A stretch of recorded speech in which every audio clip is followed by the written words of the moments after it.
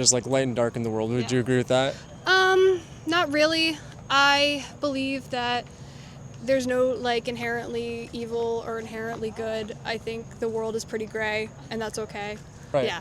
Okay, that's awesome. So when you say like, the world is kind of like there's not inherently good, not inherently bad, it's kind of all gray. What about people, like murderers or things of that nature? I graduated with a sociology degree, so I understand the political, social, economic factors that causes someone to go towards murder, the health factors, everything like that.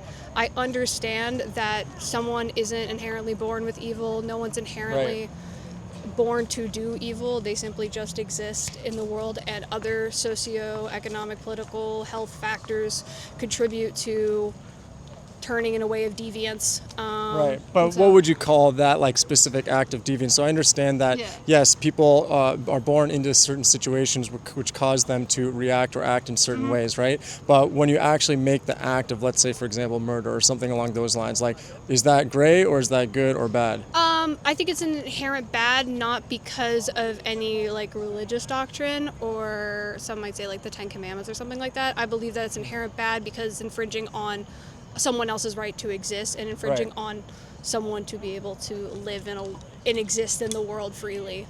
So it kind of like, you have to agree though that there is a certain like level of good or a moral compass of good, bad. There's a moral compass of good and bad. I just don't necessarily believe that it's religiously imposed. I think as a species of that exists, that we inherently believe in things that perpetuate good, like people living, health, and perpetuate good, compared to things that perpetuate bad. So like murder is bad because you're ending someone's life, and it's not because someone told you that it was bad. It just is a bad thing to do. Right. Yeah. But without the knowledge of someone saying it, right, how would you know what's good or bad? Because if a murderer says in their heart, like, I think this is good. Society has a code. We all follow a social order. Every day that we exist, we sign a social contract that says this is what our society says is bad. This is what our society says is good. And a lot of societies do build that up based on religious doctrine. America does have a foundation of having an understanding of Christian values. Doesn't mean that like I believe in the Christian values, but I do believe in the Right.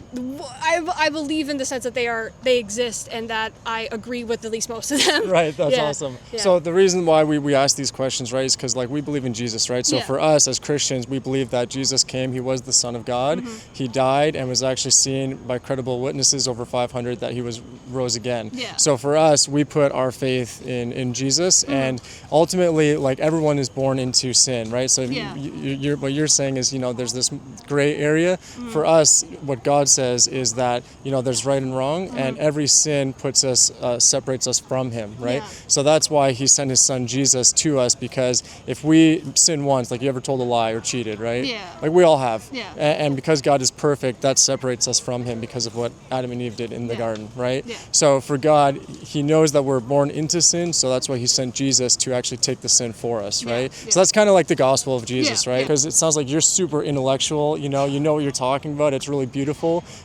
Sometimes for me personally, like, I used to hate Christians. I didn't believe in God, and I grew up, was abused in the church, so I walked away and lived a life of pretty much chaos, like drugs, alcohol, and all this stuff.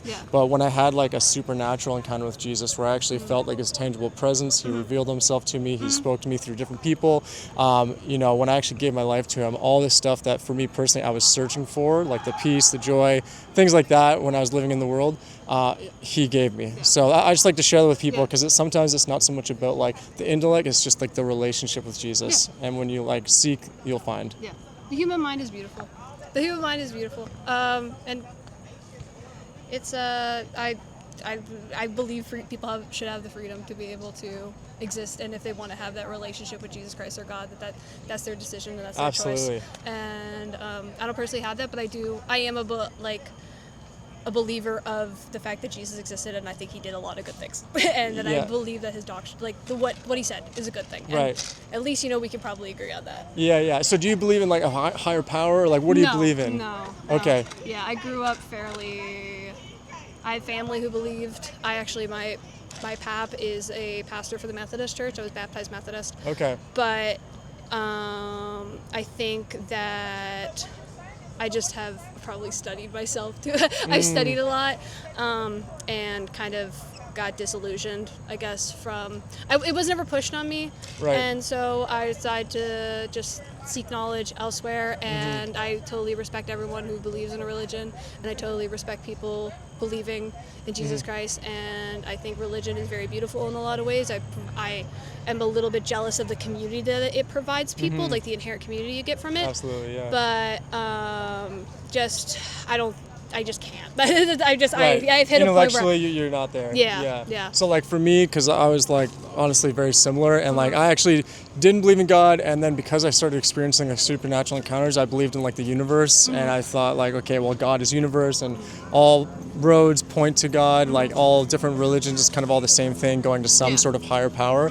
But when Jesus kind of revealed who he was to me, I realized that like it's almost like having multiple broken maps leading to the same place, but there's only one true route to get to that place. So for us Christians, we believe like that route is Jesus, you know?